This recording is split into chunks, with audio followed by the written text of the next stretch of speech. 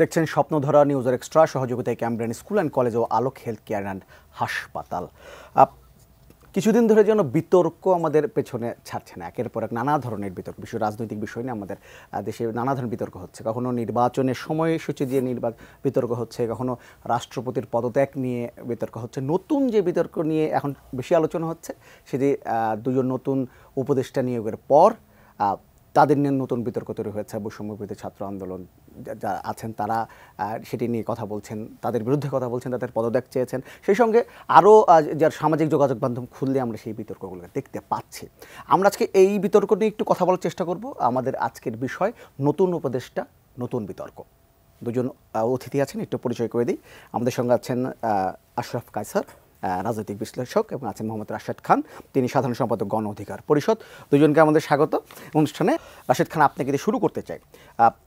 এই পরশুদিন যখন শেখ বশিরউদ্দিন বা নতুন উপদেষ্টা হিসেবে বঙ্গভবনে শপথ নিচ্ছিলেন, তখন বাইরে প্রতিবাদ সভা করছিলেন গণ অধিকার পরিষদ থেকে। আপনারা প্রতিবাদ করেছেন, মিছিল করেছেন। তো আপনাকে দিয়ে শুরু করবো সেটা যে অনেকে কিন্তু বলছে যে এই 2-3 দিন পর অনেকেই বলছে যে এই যে নতুন উপদেষ্টা নিয়োগ করা হয়েছে, এই নিয়োগগুলো আপনাদের সাথে আলোচনা না করে করা হয়েছে, এই জন্য আপনারা নিজেদেরকে ক্রমশ গুরুত্বহীন মনে করছেন। এই কারণে আসলে এই মানে অতিরিক্ত প্রতিক্রিয়া দেখাচ্ছেন, তাই কি? আপনি শুরুতে আসলে যেটি বললেন যে আমরা নিজেদেরকে গুরুত্বহীন মনে করছি। দেখেন, আমরা যদি নিজেদেরকে গুরুত্বহীন মনে করতাম তাহলে আসলে এইভাবে আমরা কখনোই আন্দোলন সংগ্রাম করে শেখ হাসিনার পতন ঘটাতে পারতাম না। আপনি নিশ্চয়ই জানেন যে 2018 সালে যে কোটা সংস্কার আন্দোলন, সেই আন্দোলনে আমি সর্বপ্রথম গ্রেপ্তার হই এবং একটানা 15 দিন পুলিশি নির্যাতনের শিকার হয়েছি। ওই সময়কার প্রেক্ষাপটে এরকম আর দুজন ব্যক্তিকে পাবেন না যারা এইভাবে নির্যাতন নিপীড়নের শিকার হয়েছে। জেল থেকে বের হওয়ার পরে আমি আবার ঢাকা বিশ্ববিদ্যালয় ক্যাম্পাসে ফিরে গিয়েছি। ওই দিনই বিক্ষোভ মিছিল করেছি এবং শেখ হাসিনার কাছে আমাদের যে দাবি ছিল সেই দাবি শেখ হাসিনাকে মেনে নিতে আমরা বাধ্য করেছি। তো আমরা কি আসলেই এতটা গুরুত্বহীন? 24-এর যে গণ অভ্যুত্থান, এই গণ অভ্যুত্থান কীভাবে আসলো? সেই 18 সালের কোটা সংস্কার আন্দোলনকে কেন্দ্র করে যখন কোটা সংস্কার আন্দোলন আমরা সফল করলাম, আমরা তো এরপরে দল গঠন করলাম। যখন আবারও 2021 সালের একটি রিটের প্রেক্ষিতে কোটা ফিরে আসলো 24 সালে, তখন আমরা বিএনপির মতন বড় একটি দলকে প্রস্তাব দিলাম যে এই কোটা সংস্কার আন্দোলনকে এবার কাজে লাগাতে হবে। যেহেতু কোনো রাজনৈতিক মুভমেন্টের মাধ্যমে হাসিনার পতন ঘটানো যাচ্ছে না, যেহেতু বাংলাদেশের গণতন্ত্র নাই, সেক্ষেত্রে সামাজিক আন্দোলনকে কেন্দ্র করে জাতীয় মুক্তির পথ আবিষ্কার করতে হবে। এবং এই কোটা সংস্কার আন্দোলনে যেহেতু আমাদের অভিজ্ঞতা আছে, আমরাই এই আন্দোলনের লিগাসি বহন করি, আমরা এর স্টেক হোল্ডার। এই আন্দোলন সফল করার মাধ্যমে জাতীয় মুক্তির পথ আবিষ্কার করা, সেক্ষেত্রে আমাদের সর্বোচ্চ ঝুঁকি আমরা নেব। এবং এই প্রস্তাব দিয়েছিলাম বিএনপির স্থায়ী কমিটির সদস্য সালাউদ্দিন আহমেদের মাধ্যমে বিএনপির মাননীয় ভারপ্রাপ্ত চেয়ারম্যান জনাব তারেক রহমান সাহেবকে। তারা আমাদের সেই প্রস্তাব গ্রহণ করেছিলেন এবং আন্দোলনের পুরোটা সময় জনাব সালাউদ্দিন আহমেদ, তারেক রহমান সাহেব, আমি, রাশেদ খান, আমাদের সভাপতি নুরুল হক নূর সহ ছাত্রদলের সাধারণ সম্পাদক নাসির, আমরা কয়েকজন একসাথে কাজ করেছি। এতটাই গুরুত্বহীন যে হাসিনার পতন ঘটিয়ে দিলাম? এখানে আমি বলছি যে আপনারা মনে করছেন যে এই বর্তমান সরকার আপনাদের আন্দোলনের ফসল, তাহলে বিভিন্ন সিদ্ধান্তগুলো হচ্ছে আপনাদের সাথে কথা না বলে সিদ্ধান্ত নেওয়া হচ্ছে। সেখানে আপনারা মনে করছেন কিনা যে আপনারা, বা আশঙ্কা করছেন কিনা যে আপনারা গুরুত্বহীন হয়ে পড়ছেন? না, আমি আমার যে কথা চলছিল আমি শেষ করি, তাহলে আপনি বুঝতে সহজ হবে। দেখেন, আমি যেহেতু 18 সালের আন্দোলনের নেতৃত্ব দিয়েছি, আসিফ কোথা থেকে আসলো? আসিফ তো 2018 সালের কোটা সংস্কার আন্দোলন আমাদের সাথে ক্যাম্পাসে ছাত্র রাজনীতি করেছে, ছাত্র অধিকার পরিষদের সভাপতি ছিল ঢাবি শাখার। নাহিদ আমাদের সাথে ডাকসু প্যানেলে ইলেকশন করেছে, আমি ডাকসুতে জিএস নির্বাচিত হয়েছি, যদিও হাসিনা ঘোষণা করে নাই। আমাদের সভাপতি নুরুল হক নূর, তিনিও তো ভিপি হয়েছেন, আমাদের প্যানেল থেকে নাহিদ ইলেকশন করেছেন। এই যে গণ অভ্যুত্থানের সামনে থেকে যারা নেতৃত্ব দিয়েছে তারা কারা? তারা 2018 সালের যে কোটা সংস্কার আন্দোলন এবং 24 সালের নিরাপদ সড়ক আন্দোলন, সেই আন্দোলনের সক্রিয় অংশগ্রহণকারী, এবং অনেকে আমাদের সাথে রাজনীতি করেছে। কেউ কেউ আবার নিষ্ক্রিয় হয়ে গেছে, পরবর্তীতে আবার যখন কোটা ফিরে আসে তারা ওই কোটা সংস্কার আন্দোলন 18 সালের অভিজ্ঞতার জায়গা থেকে আবার 24 সালে নেতৃত্ব দিয়েছে। এবং আমি তাদের সাথে নিজে আলাপ আলোচনা করেছি, আমরা সমন্বয় করেছি, এবং তারা একটা পর্যায়ে কিন্তু আমার কাছে সহযোগিতা চেয়েছিল যে আপনারা যেহেতু রাজনীতি করেন, আপনারা সুশীল সমাজকে বোঝান, আপনারা রাজনৈতিক দলগুলোকে নামান। একটা পর্যায়ে আমাকে ছাত্রদের পক্ষ থেকে বলা হয়েছিল এখন আর আমরা পারছি না, এখন দলগুলোকে নামতে হবে। আমি তখন নিজে দলগুলোর সাথে কথা বলেছি। আমি তো বললামই জনাব তারেক রহমান সাহেবকে আমরা প্রস্তাব দিয়েছি। তো বিএনপি গণ অধিকার পরিষদ এই অভ্যুত্থানে একসাথে কাজ করেছে এবং এই যে হাসিনার যে পতন, সাধারণ মানুষ, শিক্ষার্থীরা যখন হাসিনা অ্যাটাক করেছে, নির্যাতন নিপীড়ন শুরু হয়েছে, কয়জন সাধারণ মানুষ ছিল? আপনি নিশ্চয়ই দেখেছেন যে হাইকোর্ট থেকে বিএনপিপন্থী আইনজীবীরা বের হয়ে আসলো, ঢাকা বিশ্ববিদ্যালয় থেকে বিএনপিপন্থী শিক্ষকরা বের হয়ে আসলো, আর মাঝখানে ঢাকা বিশ্ববিদ্যালয়ের ছাত্র, আমাদের ছাত্র অধিকার পরিষদের সভাপতি, কেন্দ্রীয় সভাপতি বিনিয়ামিন মোল্লা সহ ছাত্র অধিকার পরিষদের নেতারা তারা কিন্তু সেখানে ছিল এবং কিছু শিক্ষার্থী, কোনো খুব বেশি হাই ভোল্টেজের সমন্বয়ক সেখানে ছিল না। তো আন্দোলনটা একটা পর্যায়ে বন্ধ হয়ে গিয়ে তো আবার আমরাই শুরু করলাম, বিএনপি গণ অধিকার পরিষদ, ছাত্র অধিকার পরিষদ শুরু করলো। এতটাই আমরা গুরুত্বহীন? আপনি নিশ্চয়ই এই উপদেশটা এখন যারা আছে ছাত্ররা তাদের কাছে জিজ্ঞেস করেন রাশেদ খানের ভূমিকা কি, তারেক রহমানের ভূমিকা কি, এখানে সালাউদ্দিন আহমেদের ভূমিকা কি, নুরুল হক নূরের ভূমিকা কি। আমরা তো একসাথে কাজ করে সরকারের পতন ঘটিয়েছি। এখানে শুধুমাত্র ছাত্ররা আর জনগণ নেমে গেছে, সরকার পতন ঘটে গেছে এমন না। আমরা 2018 সাল থেকে সংগ্রাম করছি, বিএনপি 2009 সাল থেকে সংগ্রাম করছে, জামাত 2009 সাল থেকে সংগ্রাম করছে। এই যে 15 বছরের আন্দোলন আমরা একসাথে চালিয়ে গিয়েছি, সংগ্রাম করেছি। এতদিন যেটি হয়েছে যে রাজনৈতিক দলগুলো সংগ্রাম করেছে, সাধারণ জনগণ, হাসিনা এতটাই ভয় সৃষ্টি করেছিল যে সাধারণ জনগণ নামছিল না। তো এইবার কি হয়েছে, এবার মধ্যবিত্তরা নেমেছে, সাধারণ শিক্ষার্থীরা নেমেছে, এবার সাধারণ মানুষ নেমেছে, শ্রমিকরা নেমেছে, আর রাজনৈতিক দলগুলো তাদের যে খেলা সেই খেলা দেখিয়ে দিয়েছে। এই প্রতিরোধ কারা করলো? ছাত্ররা, সাধারণ শিক্ষার্থীরা। কয়জন সমন্বয়ক মাঠে ছিল? যাত্রাবাড়িতে কোন সমন্বয়ক আপনি পেয়েছেন? আপনি রামপুরাতে কোন সমন্বয়ক পেয়েছেন? প্রাইভেট বিশ্ববিদ্যালয়ে আপনি কোন সমন্বয়ক পেয়েছেন? 7 কলেজে আপনি কোন সমন্বয়ক পেয়েছেন? একটা পর্যায়ে ক্যাম্পাস যখন বন্ধ করে দেওয়া হলো তখন কিন্তু আন্দোলনটা সাধারণ মানুষের কাছে এবং রাজনৈতিক দলগুলোর কাছে চলে গেল। তখন স্লোগান উঠলো তুমি কে আমি কে, সমন্বয়ক সমন্বয়ক। আমি শেষ করে দিচ্ছি। সেই জায়গা থেকে বলছি আমরা এতটা ফেলনা না। 18 সাল থেকে 24 সাল আমাদের যে লড়াই, সেই লড়াই আমরা চালিয়ে গিয়েছি। আমরাই কোটা সংস্কার আন্দোলনের লিগাসি বহন করি। এই জায়গা থেকে মূলত আমরাই সর্বপ্রথম যখন আবু সাইদকে গুলি করে হত্যা করা হলো তখন কিন্তু গণ অধিকার পরিষদ সর্বপ্রথম রাজপথে নেমে প্রতিবাদ করেছে। আবার আসবো আপনার কাছে। আমি একটু আশরাফ কাছে আপনার কাছে আসতে চাই। এই যে বৈষম্য বিরোধী ছাত্র আন্দোলন নতুন দুজন উপদেষ্টা নিয়ে যে ধরনের যেভাবে প্রতিবাদটি করছে, আপনার কি মনে হয় যে এই বৈষম্য বিরোধী ছাত্রদের সঙ্গে সরকারের একটা ক্ষমতার দ্বন্দ্ব প্রকাশ্যে চলে আসছে? আমি এটাকে দ্বন্দ্ব বলবো না। দেখুন, সরকারের উচিত ছিল এই ধরনের নিয়োগের আগে রাজনৈতিক দলগুলো এবং বৈষম্য বিরোধী ছাত্রদের সাথে আলাপ করা। এটি তো কোনো লুকোনো বিষয় না, গোপন বিষয় না। আর কেন এই সময়ে প্রতিক্রিয়া বেশি হচ্ছে তার একটা ব্যাকগ্রাউন্ড আপনাকে বলি। 5ই অগাস্ট থেকে 8ই অগাস্ট বাংলাদেশে কি ঘটেছে 72 ঘন্টায়, এটি কিন্তু আমরা আগামীতে অনেকবার জানতে চাইব। কিভাবে সরকারটি গঠিত হলো, কিভাবে উপদেষ্টারা ঠিক হলেন, কেন বিপ্লবী সরকার হলো না, কেন চুপ্পুর অধীনে শপথ নেওয়া হলো। আজকে 90 দিন পরে আপনি কিন্তু ওইসবের খেসারত দিচ্ছেন। আপনি যদি বিপ্লবী সরকার গঠন করতেন, সংবিধান ছুঁড়ে ফেলে দিতেন, আপনি যদি চুপ্পুকে অস্বীকার করতেন, আজকে কিন্তু আপনার পদে পদে বাধা তৈরি হতো না এবং পলাতক শক্তি আপনাকে অনেক বেশি ভয় পেত। এখন আমার মনে হয়েছে যে ওই সময় উপদেষ্টা পরিষদ যেভাবে গঠিত হয়েছে তাতে আমরা প্রথম হোঁচট খেয়েছি। আমাদের মনে হয়েছে যে সরকারটিকে দেখে গণ অভ্যুত্থান পরবর্তী সরকার মনে হচ্ছে না। কেউ কেউ তার আখের গোছানোর চেষ্টা করেছেন সরকারে, তার পদ পদবি ঠিক করে নিয়েছেন, বাকিটা অনেকটা সাজানো। অতীতের তত্ত্বাবধায়ক সরকারের চেহারা। এখন অতীতের তত্ত্বাবধায়ক সরকারের উপদেষ্টাদের এরকম একটা টল টাস্ক ছিল না শেখ হাসিনার মতো একজন পলাতককে ডিল করার অথবা আওয়ামী লীগের মতো একটি ফ্যাসিস্ট দলকে ডিল করার।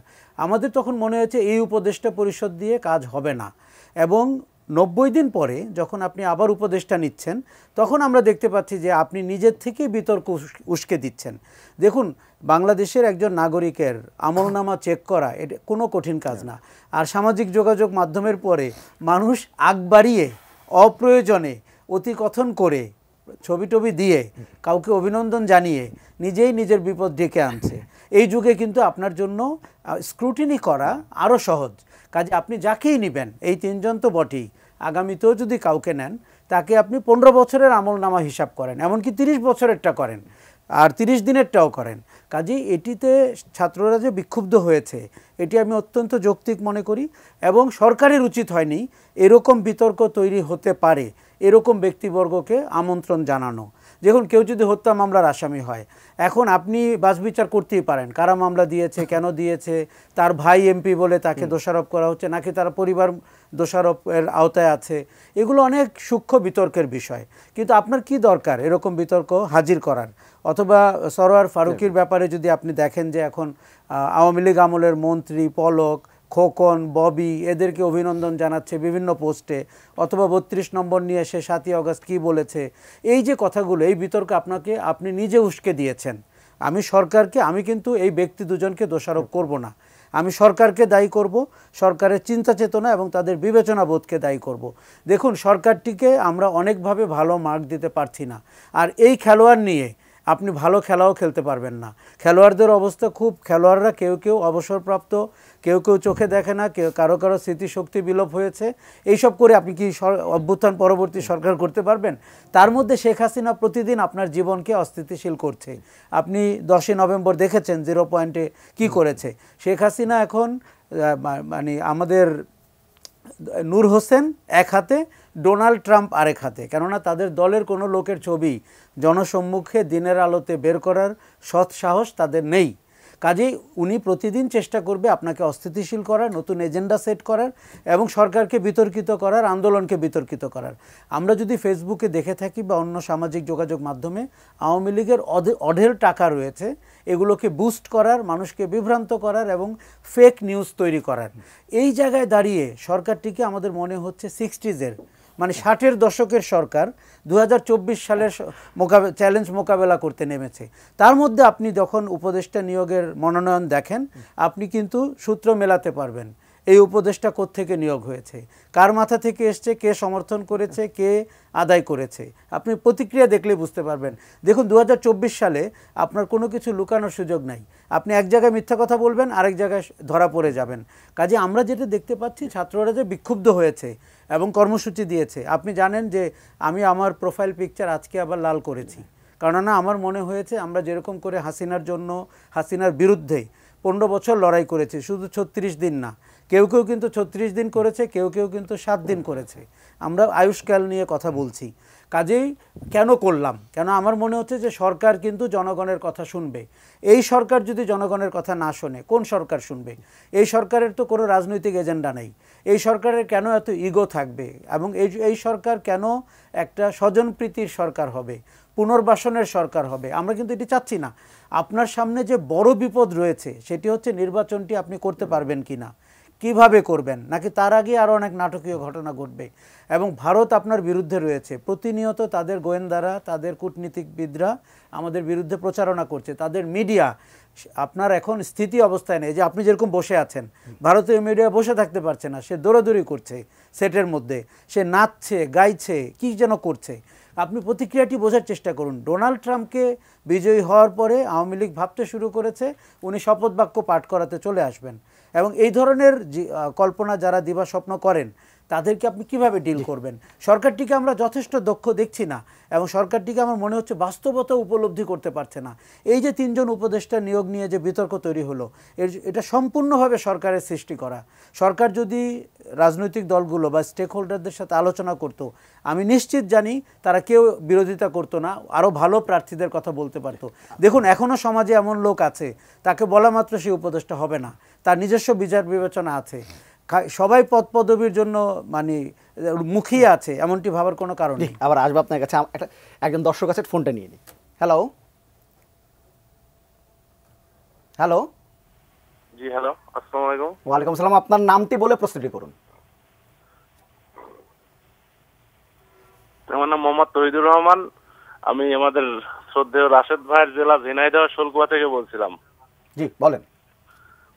মানে আমি আসলে আমার রাশেদ ভাইকেই বলতে চাচ্ছিলাম যে ভাই, আসলে যে গণ অভ্যুত্থানটা হইলো, যেটা আমরা কথিত স্বৈর শাসকের বিরুদ্ধে ছাত্র জনতা বা সারা বাংলাদেশের সবাই মিলে যে অভ্যুত্থানটা করলাম, এটা বৈষম্যর বিরুদ্ধে।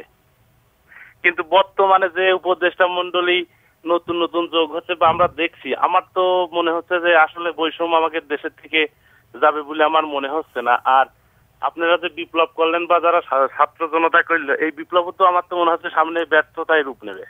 জি ধন্যবাদ। আচ্ছা, আরেকটি ফোন আছে। হ্যালো, আসসালামু আলাইকুম। ওয়ালাইকুম সালাম। আপনার নামটি বলে প্রশ্নটি করুন।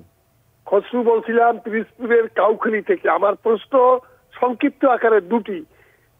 উপদেষ্টা নিয়োগের ক্ষেত্রে সামাজিক যোগাযোগ মাধ্যম নিয়োগ ক্ষেত্রে নিয়োগ দেওয়ার পর এবং গণমাধ্যমে তোলপাড় হয়ে যাচ্ছে, সেক্ষেত্রে আমার প্রশ্ন নিয়োগের দেওয়ার আগে আরো সতর্কভাবে দেওয়া উচিত ছিল বলে আজকের অতিথি মনে করেন। দ্বিতীয় প্রশ্ন হলো, উপদেষ্টাকে নিয়োগ পেল কি নিয়োগ পেল না এই বিতর্কে আমরা না গিয়ে বিগত সরকারে ফেলে যাওয়া বিধ্বস্ত অর্থনীতি এবং দেশকে পুনর্গঠিত করার জন্য বর্তমানে যারা ক্ষমতায় আছেন এবং বৈষম্য বিরোধী ছাত্র আন্দোলনে যারা নেতৃত্ব দিচ্ছেন, এই সমন্বয় করে কি পরিকল্পনা গ্রহণ করতে চান, কি করলে দেশের একটা অর্থনৈতিক মুক্তি আসবে বলে আপনারা মনে করেন? ধন্যবাদ। রাশেদ খান, আপনি যদি উত্তর দেন যে আসলে কারা উপদেষ্টা নিয়োগ দিচ্ছেন, কারা দেশ চালাচ্ছেন, কিভাবে চলছে দেশ, আপনি কি মনে করেন? আমার শ্রদ্ধেয় বড় ভাই ইতিমধ্যে সব কিছু ক্লিয়ার করেছে। আমরা দুজনই মূলত এই সরকারের সমালোচক। কারণ কি? কারণ সরকার আসলে বিপ্লবের যে চরিত্র থাকা দরকার সেই চরিত্রের মধ্যে তারা নাই। উপদেষ্টা কারা, কিভাবে নিয়োগ পেল, এর মাস্টার মাইন্ড কে? আমি জানি, আপনি জানেন, রাজনৈতিক দলগুলো জানে, কাদের সাথে আলোচনা করে তারা একের পর এক উপদেষ্টা বানাচ্ছেন। আর উপদেষ্টাগুলো কেন সব চট্টগ্রাম বিভাগের হবে, কেন 13 জন উপদেষ্টা চট্টগ্রাম বিভাগের, সেই উত্তর কি ডক্টর ইউনূস সাহেব দিবেন? কেন এত এনজিও কর্মী লাগবে, কেন কেন গ্রামীণ ব্যাংকের এই কর্মকর্তাদের লাগবে, কেন ডক্টর ইউনূসের আশপাশের মানুষ ছাড়া অন্য কেউ উপদেষ্টা হতে পারবে না, কেন উপদেষ্টারা বিভিন্ন জায়গায় বিভিন্ন ব্যক্তিকে নিয়োগ দেওয়ার জন্য সুপারিশ করছে, কেন আওয়ামী লীগের ডিসি, আওয়ামী লীগের এসপিরা বিভিন্ন জায়গায় পুনর্বাসিত হচ্ছে, কেন? এই অভিযোগ শুধুমাত্র কি আমি বা আশরাফ ভাই করছে? এই অভিযোগ স্বয়ং হাসনাত, বৈষম্য বিরোধী ছাত্র আন্দোলনের আহ্বায়ক আপনার হাসনাত সাহেব এবং সার্জিস, তারা করছেন। বৈষম্য বিরোধী ছাত্র আন্দোলনের নেতারা জানেন না যে কাকে উপদেষ্টা নিয়োগ দেওয়া হচ্ছে, অথচ এই বৈষম্য বিরোধী ছাত্র আন্দোলনের 3 জন সমন্বয়ক উপদেষ্টা হয়েছে। তো এই 3 জন সমন্বয়ক সকলেই কিন্তু ঢাকা বিশ্ববিদ্যালয়ের, জাহাঙ্গীরনগর বিশ্ববিদ্যালয়ের প্রতিনিধি কোথায়, প্রাইভেট বিশ্ববিদ্যালয়ের প্রতিনিধি কোথায়, মাদ্রাসা শিক্ষার্থীদের প্রতিনিধি কোথায়, কোথায় আর অন্যান্য রাজনৈতিক দলগুলোর প্রতিনিধি কোথায়? শুধুমাত্র যদি মনে করেন যে আমরা ঢাকা বিশ্ববিদ্যালয়ের ছাত্ররা অভ্যুত্থান করেছি, আমিও ঢাবির ছাত্র, আমি ঢাবির বাইরের কেউ না, কিন্তু 18 সালের যে অভিজ্ঞতা আমি দেখেছি, ওই সময় যখন আপনার পুলিশ দমনপীড়ন শুরু করে, আপনি নিশ্চয়ই ভুলে যাননি, একটি লাইভে এসে আমি চিৎকার করে বলেছিলাম আমাকে বাঁচাও বাঁচাও। মনে আছে? কেউ আমাকে বাঁচাতে গিয়েছিল? যায়নি। লড়াইটা কিন্তু যারা নেতৃত্বের জায়গায় ছিল আমরা তারাই করেছিলাম। সাধারণ মানুষ কতটুকু সম্পৃক্ত হয় আমি নিজে জানি। যখন পিঠের উপর বাড়ি পড়ে সাধারণ মানুষের, সাধারণ শিক্ষার্থীরা কয়জন নামে আমরা জানি।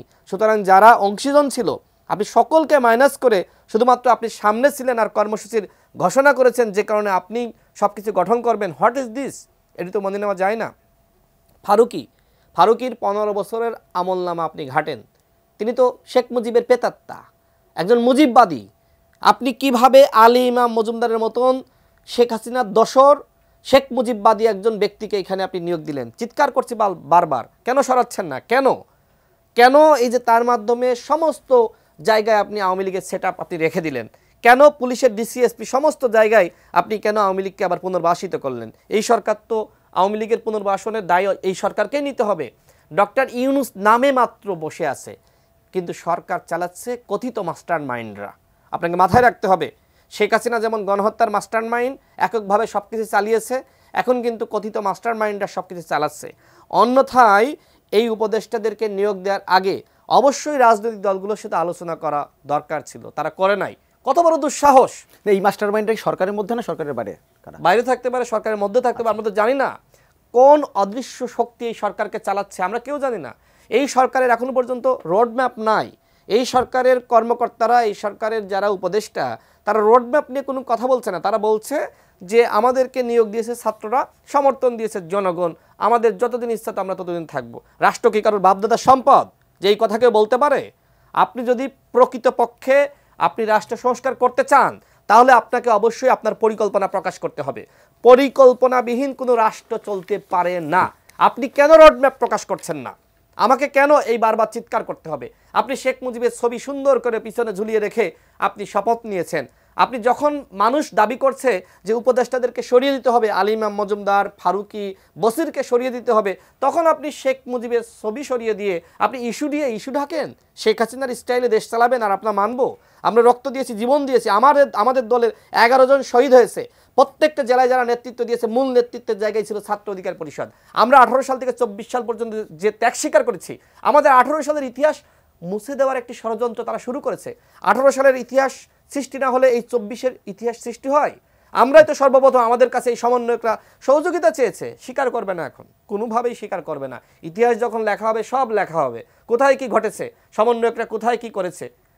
সমন্বয়করা ম্যাক্সিমামই মাঠে ছিল না, তারা হয়তো অনলাইনে কিছু কর্মসূচির ঘোষণা দিয়েছে, কিন্তু রাজনৈতিক দলগুলো সমস্ত ভূমিকা পিছন থেকে তারা পালন করেছে। আজকে সেই দলগুলোর অবস্থান কোথায়? আপনি যা ইচ্ছা তাই করবেন। আপনি যে 10টা কমিশন গঠন করেছেন, কার সাথে আলোচনা করে? এই কমিশনের ব্যক্তিদের আমার পছন্দ না, আমি অভ্যুত্থানের ভূমিকা রেখেছি। আমি 18 সালের কোটা সংস্কার আন্দোলন আমরা তৈরি করেছি, আমার সাথে আলোচনা করে আপনি এই কমিশন গঠন করেন নাই। এই কমিশন যে প্রতিবেদন দিবে, সেই প্রতিবেদন যদি আমার কাছে গ্রহণযোগ্য না হয়, তখন আপনি কি করবেন? রাষ্ট্র সংস্কার কি আপনার একার বাপদাদা সম্পদ আর আমাদের কিছু না? আপনি আমাদের কথা শুনবেন না? অবশ্যই দলগুলোর সাথে আলোচনা করে, যারা সিভিল সোসাইটি বলেন, নাগরিক সমাজ বলেন, প্রত্যেকের সাথে আলোচনা করে রাষ্ট্র সংস্কার শুধু ডক্টর ইউনূসের ব্যাপার না, এই দেশের মানুষের ব্যাপার। সুতরাং রাষ্ট্র সংস্কার করতে হলে সবার মতামত নিতে হবে। মতামতের ভিত্তিতে 30 সেকেন্ডে শেষ করি। মতামতের ভিত্তিতে দেশ চালাইতে হবে। যে সকল উপদেষ্টাদেরকে নিয়োগ দিয়েছেন তারা এনজিও কর্মী, তারা কেউ ফেসিবাদের দোসর, তারা আওয়ামী লীগকে পুনর্বাসনের জন্য কাজ করছে, তারা অধিকাংশ এরা বিপ্লবে, এদের সাথে কোনো ধরনের সম্পর্ক ছিল না, এরা বিপ্লবের চরিত্র এরা ধারণ করে না, এরা বিপ্লবী সরকার না। সুতরাং তাদেরকে রেখে আপনি রাষ্ট্র সংস্কার করবেন আমি বিশ্বাস করি না। একজন দর্শকের কাছে যাব, দর্শক ফোন করেছেন। হ্যালো, আমি ঠাকুরগাঁ থেকে হারাধন বলছি। আমার প্রশ্ন, বিগত সময় আমরা দেখেছি এক স্বৈর শাসক শেখ হাসিনা যে বাংলাদেশে 71-এর অনেক ইতিহাস চেঞ্জ করে ফেলছিল। তার বাংলাদেশের জন্মের সময় আপনার জিয়াউর রহমানের অবদান ছিল, তাজউদ্দিন আহমেদের অবদান ছিল। এইসব ইতিহাস কিন্তু একেবারে মুছে ফেলছে এক প্রকার, এবং কি এদেরকে কাল্পিত বানায় ফেলছিল সেই 71-এর মিশে। আমরা বর্তমানে 5 আগস্ট আবার এক স্বাধীন হওয়ার পরে আবার সেম এখন যারা ক্ষমতায় আছে এবং যারা এই স্বাধীনতা অর্জন করছে, তাদের মুখে শুনি একই বক্তব্য, তারাও সেই লাইনে হাঁটতেছে। তারা দেখা যায়, আমার কথা হলো শেখ হাসিনা ফ্যাসিবাদ ছিল, শেখ মুজিবুর কিন্তু ফ্যাসিবাদ ছিল না। শেখ মুজিবুর একজন দেশনায়ক ছিল, যে বাংলাদেশের আমাদের 71-এ পাকিস্তান থেকে আমাদের একটা স্বাধীন দেশ দিছে। আমরা শেখ হাসিনাকে ঘৃণা করতে পারি, তাকে ফ্যাসিবাদ বলতে পারি, আমরা শেখ মুজিবুরের অবদান কিন্তু ভুলতে পারি। এই নতুন যে সরকার এবং নতুন সমন্বয়কারী সবাই দেখা যায় সেই শেখ মহানায়ককে তাকেও ধূলিসাৎ করে অপমান করতেছে এবং ধূলিসাৎ করে দেওয়ার একটা চিন্তা ভাবনা। আপনার প্রশ্ন বুঝতে পারছি, আমরা নিশ্চয়ই প্রশ্নের উত্তর খুঁজবো। আশরাফ কাছে আপনার কাছে আসতে চাই। কদিন আগেও যদি আমি বলি, কদিন আগে আমরা দেখেছি যে দেশবাসী, স্টুডেন্ট এবং সরকার একই সুরে কথা বলতো। সুরটা ধীরে ধীরে কাটতে শুরু করে গেল, বিরোধটা প্রকাশ্যে চলে আসছে কেন এখন? দেখুন, এটা ইন্টেনশনাল না, কারণ এই সরকার যতটা সহযোগিতা পেয়েছে এবং আজও পাচ্ছে সেটি কিন্তু অভাবনীয়। এবং সরকারটিকে আমরা ক্ষমতায় বসিয়েছি অভ্যুত্থানের পরপর, কাজেই তাদের কিছু রিয়েলাইজেশন হওয়ার দরকার ছিল যে কি করে সরকারটি চালাতে হবে। এবং রাজনৈতিক শক্তিগুলো চাইলে কিন্তু তখন এরকম সরকার না করে জাতীয় সরকার গঠন করতে পারতেন, কিন্তু সবাই ভেবেছে যে এরকম একটি সরকার করলে গ্রহণযোগ্য হবে, সংস্কারগুলো হবে, রাষ্ট্র সংস্কার হবে, নির্বাচন হবে এবং জনগণ ভোট দিবে এবং তারা ক্ষমতায় আসবেন, যেই আসুক। কিন্তু সরকারের প্রতিটি বিষয়ে কর্মকাণ্ড কিন্তু যে মানুষ গভীরভাবে পর্যবেক্ষণ করছে এটি তাদের বুঝতে হবে। দেখুন, সরকার গঠন হয়েছে তখনই আমরা বলেছি যে এই উপদেষ্টারা কোত্থেকে এলেন এবং কারা করলেন? রাজনীতিবিদরা করলেন, সেনাবাহিনী প্রধান করলেন, নাকি চুপ্পু করলেন, নাকি প্রফেসর ইউনূস করলেন, নাকি প্রফেসর ইউনূসের নাম দিয়ে কেউ করলেন, নাকি ছাত্ররা করলেন, নাকি ছাত্রদের ঘাড়ে বন্দুক রেখে কেউ করলেন? এই দেখুন, আমি অনেকগুলো কথা বললাম, এগুলোর যৌক্তিক সমাধান হতে হবে। এতে যদি কেউ আহত হয়, আহত হতেই পারেন, কিন্তু বাংলাদেশ রাষ্ট্রের ভবিষ্যতের জন্য এই প্রশ্নগুলো জানা জরুরি। এখন আপনি দেখেন যে কেন মানুষ এবার রিয়্যাক্ট করলো, কারণ অতীতে অনেক নিয়োগ হয়েছে এবং আপনি প্রশাসনে যেভাবে রদবদল করেছেন, যেভাবে সংস্কার করেছেন, এটি কিছুই হয়নি। আমরা ফ্যাসিস্ট শাসন 15 বছরের একটি ফ্যাসিবাদী শাসনের পরে আপনাকে যেই ড্রাস্টিক চেঞ্জ করতে হতো, র্যাডিক্যাল চেঞ্জ করতে হতো, তার জন্য কি আলী ইমাম মজুমদার ফিট? আলী ইমাম মজুমদার তো ওই শাসনের সহযোগী, যিনি 2017 সালে বঙ্গবন্ধুকে কি করে আরও প্রতিস্থাপন করা যায় এই ব্যাপারে প্রথম আলোতে লিখেছেন। উনি মুজিব পূজারী মানুষ, সেই লোককে ডেকে এনে আপনি বলতে পারবেন যে একটা গণ অভ্যুত্থান হয়েছে এবং সেখানে আওয়ামী লীগ এবং তার মহান নেতাকে আমরা এখন অনেকটাই মানছি না, এই কথা তো উনি তো চেতনারই লোক না। এই গণ অভ্যুত্থানের স্পিরিটে যারা বিলিভ করে না তারা এই সরকারে কেন থাকবে?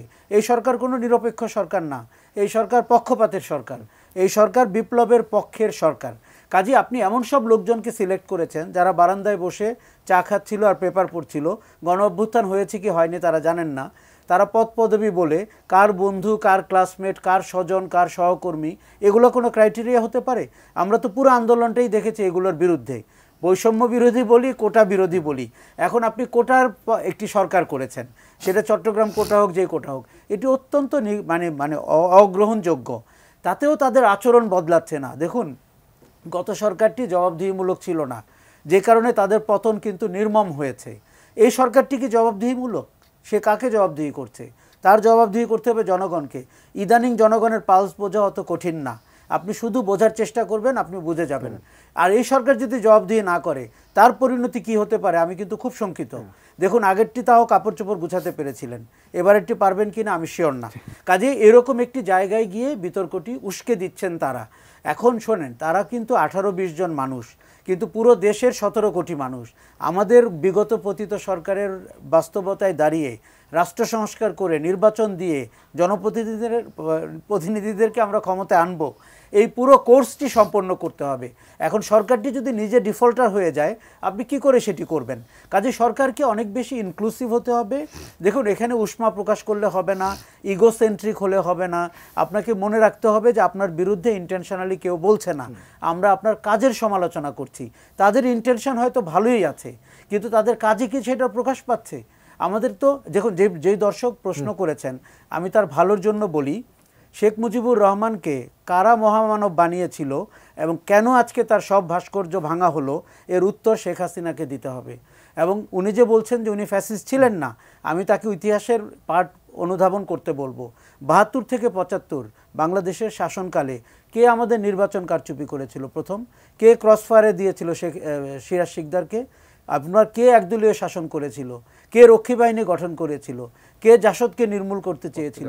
দেখুন, এগুলো আমরা অনেক সময় বলি নাই, কেননা মনে হয়েছে যে অনেক ইতিহাস ঘাটলে বর্তমান এবং ভবিষ্যৎ কঠিন হয়ে যাবে। কিন্তু এখন যখন প্রশ্ন উঠেছে, দেখুন, ইতিহাসে সবার জায়গা নির্ধারিত, আমাদের প্রত্যেকের আমলনামা পরিষ্কার। যেখানেই আপনি জোর করবেন সেখানেই মনে রাখবেন আপনি দুর্ঘটনা ঘটাচ্ছেন। যতটুকু জোর করে ওঠাবেন ঠিক ততটুকু অথবা তার 10 গুণ নামবে। শেখ মুজিবুর রহমানের ক্ষেত্রেও তাই হয়েছে। ওনার স্বাধিকার আন্দোলনের ব্যাপারে কারো কোনো ভিন্নমত নাই, তার রাজনীতির চরিত্র নিয়ে প্রশ্ন থাকতেই পারে, কিন্তু 9 মাস উনি কোথায় ছিলেন? 9 মাসের যে যুদ্ধের নেতা তাজউদ্দিনকে আওয়ামী লীগ সমর্থন করে? 15 বছরে তাজউদ্দিনের নাম তো কোথাও দেখলাম না। আপনার সেক্টর কমান্ডাররা কোথায়, যারা সশরীরে অস্ত্র নিয়ে যুদ্ধ করেছেন? মুক্তিযোদ্ধারা যাদের আন্ডারে ট্রেনিং নিয়েছে তাদের নাম কোথায়? এবং 4 জাতীয় নেতা কোথায়? তো এইগুলো যখন, এই পাপ কিন্তু আওয়ামী লীগ করেছে। এখন আপনি বাচ্চাদের মুখে এগুলো শুনছেন, তার ছবি নামিয়ে ফেলা হচ্ছে, আপনার বুকে খুব খারাপ লাগছে, কিন্তু এই পাপের শুরু কিন্তু শেখ হাসিনাকে দিয়ে। কি স্বপ্ন দেখেছিলেন জানেন? এক ব্যক্তির দেশ হবে বাংলাদেশ, একক শাসনের দেশ হবে বাংলাদেশ। এবং আমি আবার আপনাকে আরেকটা কথা বলি, ওই ব্যক্তির সাথে তুলনীয় হয় অথবা প্রতিদ্বন্দ্বিতা হয় অথবা ইমেজে উপরে উঠে যায় এমন কেউ যেন বাংলাদেশে উঠতে না পারে, সেই ব্যাপারে তির্যকভাবে নজর রাখা হচ্ছিল। তার সফট ন্যারেটিভ প্রস্তুতকারী মিডিয়া, সংস্কৃতি কর্মীরা এবং কোনো আমলাবর্গ ওই কাজটি করছিলেন। বাংলাদেশে যেন আর কোনো তরুণ বা কোনো তরুণী কোনো পেশা থেকে, কোনো জায়গা থেকে মাথা উঁচু করতে না পারেন, এবং বাংলাদেশের একজন নোবেল লরিয়েটকে নিয়ে যেন আমরা গর্ব করতে না পারি। বিশ্ব যাকে নিয়ে মেসমারাইজ, তাকে দেশে কথা বলা, তাকে নিয়ে কথা বলা অলমোস্ট নিষিদ্ধ হয়ে গেছিল। এটা পাপের প্রায়শ্চিত্ত। কতদিন ভোগ করতে হবে আমি জনগণের কাছে ছেড়ে দিচ্ছি, আদালত কিন্তু ঠিক করে দিবে তার রাজনীতি করার অধিকার থাকবে কি থাকবে না। রাশেদ খান, আপনার কাছে বিরতিতে যাবার আগে প্রশ্ন করেছিলাম যে একদিকে বলছেন যে এই সরকারকে ব্যর্থ হতে দেওয়া যাবে না, অন্যদিকে আবার বিতর্ক, নানা ধরনের পদে পদে তাদের ভুল ধরছেন, বিতর্ক সৃষ্টি করছেন কেন? দেখেন, এই সরকার তো অবশ্যই আমাদের আন্দোলনের ফসল, কিন্তু কথা হলো যারা উপদেষ্টার দায়িত্ব পেল তারা কারা? তারা তো আমাদের আন্দোলনের সাথে তাদের সম্পর্ক ছিল না, ম্যাক্সিমামেরই ছিল না, 2-3 জন থাকতে পারেন। তো সেই জায়গা থেকে যারা এসেছেন তারা তো বিপ্লবের বিরুদ্ধে কাজ করছেন, তারা আওয়ামী লীগের চেতনা পুনর্বাসনে কাজ করছেন। সুতরাং তাদের যে ভুলগুলো সেগুলো নিয়ে যদি আমরা সমালোচনা না করি তাহলে তারা আরও বেশি ভুল করবেন এবং বিপ্লব ইতিমধ্যে বেহাত হওয়ার পথে, এটি কিন্তু পুরোপুরি ব্যর্থ হবে। তো সেক্ষেত্রে অবশ্যই আমাদের সমালোচনা করতে হবে যাতে করে তারা শুধরায়, আর যদি তারা না শুধরায় অবশ্যই তাদের সরিয়ে দেওয়া লাগবে, অন্য আরেকটি সরকার গঠন করতে হবে। এজন্যই তো আমাদের কাজ করতে হবে। আমরা তো আর সরকার ভুল করবে আর আমরা সেটি মেনে নিব, সরকার ব্যর্থ হবে আমরা সেটি মেনে নিব, সেটি আমরা কখনোই মানব না। আমরা চাই সরকার অবশ্যই সফল হোক, আর এর জন্যই মূলত আমাদের সমালোচনা। এই যে উপদেষ্টাদের নিয়োগ দিয়েছে দুজন, তো এই দুজন উপদেষ্টা কই থেকে আসলো, কোন মাস্টার মাইন্ড এই উপদেষ্টাদের সুপারিশ করলো, সেটি তো এখন আমরা জানতে চাইতে পারি। অবশ্যই আপনি কাদেরকে নেবেন, আপনি প্রয়োজনে আপনি পাবলিকলি বলতেন বা আপনি বিজ্ঞাপন দিতেন, প্রজ্ঞাপন দিতেন যে আপনারা উপদেষ্টা নিতে চান, যাদের যাদের আগ্রহ আছে আপনি আবেদন করতে বলতেন। আপনি সেটি করেছেন? দলগুলোর সাথে আলোচনা করেন নাই, বিভিন্ন অংশীজন তাদের সাথে আলোচনা করেন নাই। আপনি তো আরেকটি শেখ হাসিনা হয়েছেন। যেটি ভাই বললেন যে শেখ হাসিনা তো তাও কাপড় চোপড় পরে আপনার ব্রিফকেস নিয়ে তিনি তো পালিয়েছেন। এই সরকার তো যদি জনগণের সেন্টিমেন্টের বিরুদ্ধে যায় তাহলে তো আসলে আপনার এই সরকার পালাতে পারবে না, এই সরকারকে তো মানুষ ঘেরাও করবে। দেখেন দর্শকরা কি প্রশ্ন করলো আমার কাছে, যে বিপ্লব ব্যর্থ হয়েছে, বৈষম্য বেড়েছে। একজন দর্শক, আমার কথা না। এক মাস আগেও যখন এই সরকারের সমালোচনা আমরা করছিলাম, সরকারের ভুলগুলো নিয়ে আমরা কথা বলছিলাম, দর্শক বলছিল একটু সময় দেন। কিন্তু এখন কি বলছে? এখন বলছে এই সরকারকে আর সময় দেওয়া যাবে না, আপনারা ইলেকশনের দাবি তোলেন। মানুষ কিন্তু বলছে না এই সরকারকে সরিয়ে দেন, বলছে ইলেকশনের জন্য দাবি তোলেন। কেন বলছে? কারণ এই সরকার ফারুকিদেরকে নিয়োগ দিচ্ছে। ফারুকিরা কারা? সারা জীবন ধরে যারা শেখ হাসিনার গোলামি করেছে, যারা আশরাফুল আলম খোকনের বন্ধু, যারা সজীবদের জয়ে চামচামি করেছে, যারা রেদওয়ানের চামচামি করেছে, 15 বছরের তাদের যে আমল নামা সেটি যাচাই বাছাই না করে তাদেরকে উপদেষ্টা বানানো হচ্ছে। এবং সবথেকে বড় অভিযোগ যে হেফাজত ইসলামের যিনি আমির ছিলেন শফি সাহেব, তার মতন মানুষকে যিনি আপনার তেতুল হুজুর বলেছেন, সেই ব্যক্তিকে আপনি উপদেষ্টা বানিয়ে দিলেন। এদেশের অধিকাংশ মানুষ মুসলমান, তাদের সেন্টিমেন্টের বিরুদ্ধে গিয়ে ফারুকিকে আপনি উপদেষ্টা বানিয়েছেন, তো এদেশের মানুষকে আপনার পক্ষে থাকবে? এখন দেখেন, আমি শেষ করব, এখন দেখেন যে উপদেষ্টা নাহিদ তিনি সচিবালয়ের সামনে যখন জগন্নাথ বিশ্ববিদ্যালয়ের শিক্ষার্থীরা তাকে দেখে কিন্তু ভুয়া ভুয়া স্লোগান দিয়েছে, আমাদের হৃদয়ে খুব আঘাত লেগেছে। কেন, কি হলো? এবং সেখানে তারা বলছে যে মানে সেখানকার শিক্ষার্থীরা, জগন্নাথের শিক্ষার্থীরা বলছে যে সব শালারা বাটপার, এখন ঠিকাদার নিতে হবে সেনাবাহিনীকে। এটি এদেশের গণতন্ত্রের জন্য, রাজনীতির জন্য অশনি সংকেত। যদি তারা ব্যর্থ হয় তাহলে কিন্তু আমরা ব্যর্থ হব। সমন্বয়করা বলছে আমাদের সময় হবে, আমরা তো সময় শেষ হয়ে গেছে। আপনাদের দুজনকে ধন্যবাদ আমার সাথে যুক্ত হওয়ার জন্য। ধন্যবাদ দর্শক, আমাদের সময় একেবারে শেষ হয়ে গেছে। আপনাদের ধন্যবাদ আমাদের সাথে যুক্ত হওয়ার জন্য।